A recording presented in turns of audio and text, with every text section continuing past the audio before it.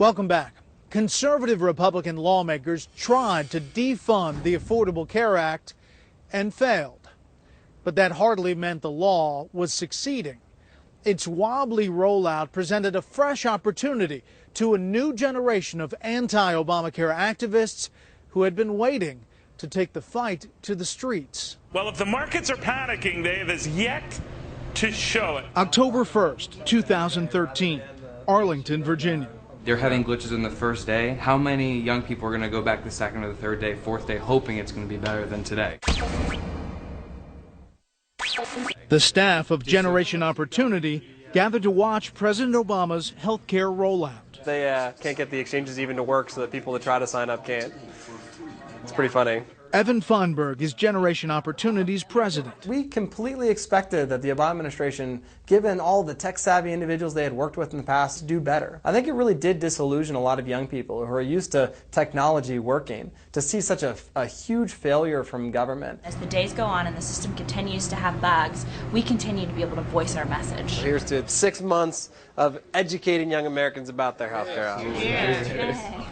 Meanwhile, an emphatic promise was coming back to haunt the president. If you already have health care, you will keep your health insurance. If you like your plan, keep your plan. If you like your doctor, you'll be able to keep your doctor.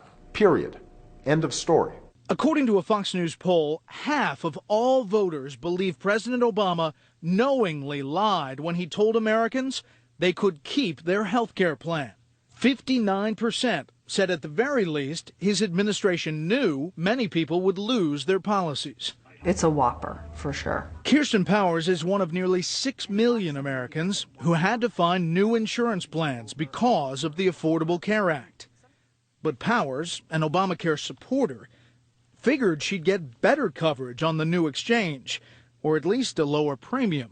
I thought it was going to go down. I kept saying that, you like your plan, you can keep it, and this is going to cut costs, and people are going to get, better health care for less money. Instead, her premium doubled.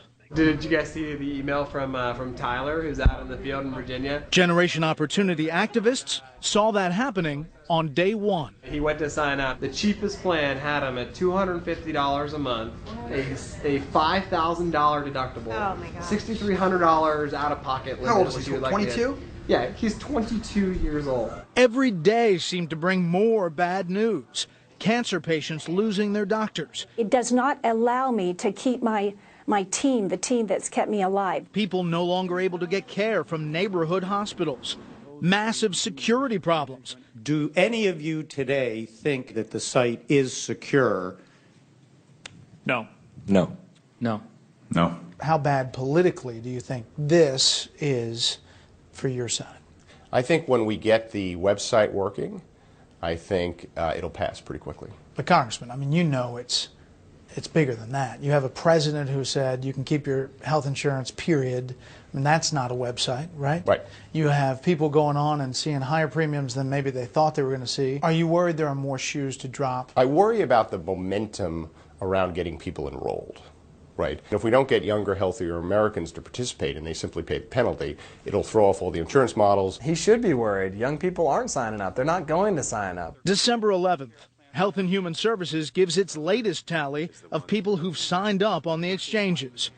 Only 365,000, and no indication of how many are young and healthy, as opposed to those who are older or sick. There's a reason why the administration hasn't released any numbers for how many young people have signed up right now. It's because there are very, very few young people that are saying, buying Obamacare is good for me. How important is it to the success of the program? It's vitally important to the program's success because of the 7 million people that they're trying to get signed up, 2.7 million need to be young and healthy for the law to work.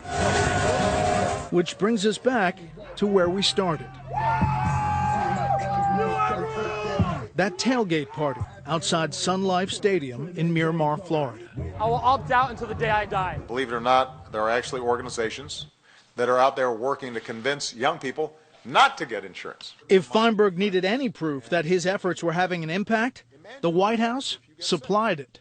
Now think about that. That's a really bizarre way to spend your money, to try to convince people not to get health insurance. Doesn't he have a little bit of a point? Aren't you telling kids don't get health insurance now? The president's comments, I think, are extremely misleading, disingenuous, and honestly downright false. There are still options for young people that are better than those lousy plans that are being offered to young people under the Obamacare plan. Those options, he says, include accident insurance, short-term plans, and health care sharing ministries that would keep a healthy young person from going bankrupt in the case of a catastrophic event. There are critics that say that those are lousy alternatives to regular insurance. Obamacare plans are lousy plans. I actually think this law will do what it's intended to do. I think it's going to need to be amended and fixed over time because, again, you don't reform something this size and assume that you got it right the first time. Cut and dry. Right. Now we need to get it on with implementing the law, getting people enrolled, fixing problems that exist.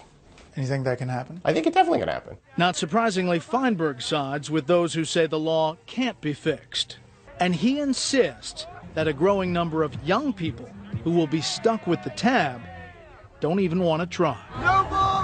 We're saying enough. Enough of the fact that less than half of my generation is working full-time. Enough of the fact that all of this debt has to be paid back by my generation. We are saying policies like Obamacare are making our lives worse and not better. That's all for this Fox News reporting. We hope you'll keep watching in 2014.